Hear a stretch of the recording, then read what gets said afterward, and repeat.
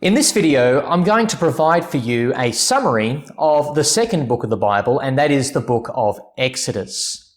The book of Exodus can be summarized by three key words, and those words are deliverance, duty, and delight. Now, we need to remember as you begin reading the book of Exodus, Exodus picks up where Genesis left off. You might recall at the end of the book of Genesis, God had sent by his sovereign plan Joseph, one of the sons of Jacob, into Egypt. And there in Egypt, Joseph had become the prime minister. And in God's sovereign plan, this actually resulted in the preserving of the promised nation that would come from Abraham. Jacob and his sons had moved to Egypt as a result of a famine. And God preserved and protected this family of around 70. Well, a few hundred years has now passed, and that's what brings us to the beginning of Exodus.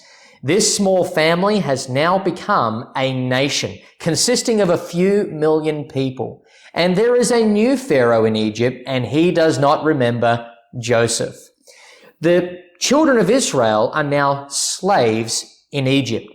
And Pharaoh recognizes that if he doesn't do something, this people will continue to expand. So as to gain great control, he makes a deplorable and depraved decision, and that is to eliminate the baby boys born to the Hebrew women. This is what brings us to the first major word that summarizes the book of Exodus, and that is deliverance, chapter 1 through to 18. The Hebrews are experiencing hardship. They are slaves, and horrible murder is taking place of the infants. God delivers a child in the midst of this. This child will be named Moses. In God's sovereign timing, this child finds himself in the household of Pharaoh. And this child named Moses is raised in the household of Pharaoh, and the only reason he is there is because God delivered him. But there is a time in his life where he, knowing that he is actually a Hebrew, seeks to deliver God's people, but the problem is he does it his way and not God's way. As a result of this, he flees the scene from Egypt as he recognizes that this is not going to be received favorably by Pharaoh. So he flees into the wilderness. During these 40 years in the wilderness, Moses finds a burning bush that is not consumed. It is a miraculous sight. But here he hears the voice of God, the creator of heaven and earth, the one who made a covenant with Abraham. He speaks to Moses and he tells him that I am sending you back to Egypt, this time God's way and not Moses' way. I am sending you to Egypt to be a deliverer of my people. You are to confront Pharaoh. So Moses goes and he is accompanied by his brother Aaron. As Moses and Aaron confront Pharaoh, Pharaoh's heart is hardened and he refuses to let the people of God go. So God sends a series of 10 plagues into the land of Egypt. Now, as you read these plagues, I want you to see that these plagues are showing that God is most glorious and he is greater than the gods of Egypt.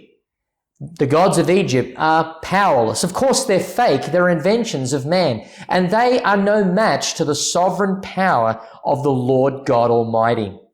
After the 10th plague, Pharaoh finally relents. And as a result of this, he lets the people go. Moses leads the people, but they are faced by an obstacle. There is a sea. They are unable to get across. And suddenly behind them, we see that Pharaoh changes his mind and he sends the soldiers of Egypt to pursue the Hebrew people and to eliminate them. But God instructs Moses to raise his staff, and there God splits open the waters, creating a dry path for the nation of the Hebrews to go through to the other side. They begin to go, and as they make it to the other side, the Egyptians continue the hot pursuit, and God brings the waters crashing down, drowning the Egyptians. As the Hebrews make it to the other side, there we see God has delivered them. So this first section about deliverance begins with God's deliverance of this child. Then, through Moses, the deliverance of the people exiting Egypt, and then finally of God delivering them to the other side through the Red Sea. Of course, during their time in Egypt, God also delivered the firstborn by means of the Passover lamb. So this first section, Exodus 1 to 18, is summarized by this key word, deliverance.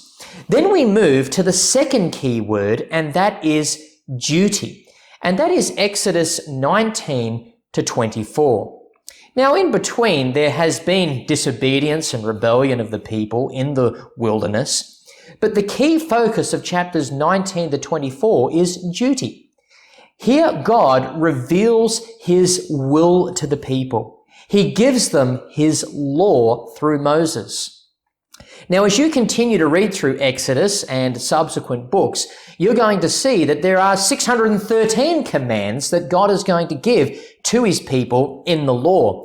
But God's law is summarized by what's known as the 10 Commandments. These are given to Moses in Exodus 20. And these 10 commandments can be summarized by the first 4, which talk about our duty toward God, and the final 6, our duty toward man. In this great section, 19 to 24, God reveals the law to Moses, and he is to give this to the people.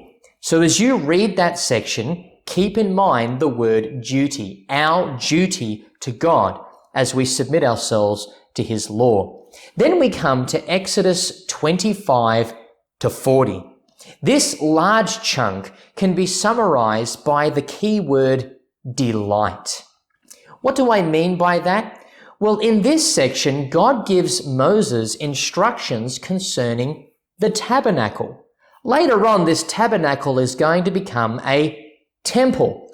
This tabernacle is a tent, a portable tent that will be packed up and set up at varying locations as the people wander through the wilderness and make their way to the land of promise. But this tabernacle is going to teach the people that there is a way in which they are able to approach God. They are able to delight in Him. They are able to worship Him. But in order to do this, it must be done God's way and not man's way. In the book of Exodus, in this section, we're going to learn about the elaborate design of this tabernacle. All of this has great symbolic meaning. But we also are going to not only learn about the design, but also the procedure concerning priests and what they are to do in order for the people to have access to God. This will be elaborated on with greater detail when I summarize for you the book of Leviticus. But for now, I want you to remember this word delight. As you read about the tabernacle, as you read about all the specific descriptions and the procedures and the details concerning this, don't get too lost in those details. Keep in mind, this is all about delight. This is how we can delight in the Lord and worship Him. But we're going to learn that this is needed because we are separate from God. We are sinful. And in order for us to have access to God, it must be done by God's way. So as you read through this big book of Exodus, 40 chapters in total, a way to help you to do this is to simply remember those 3 words: deliverance, duty, and delight. Happy reading as you read the book of Exodus.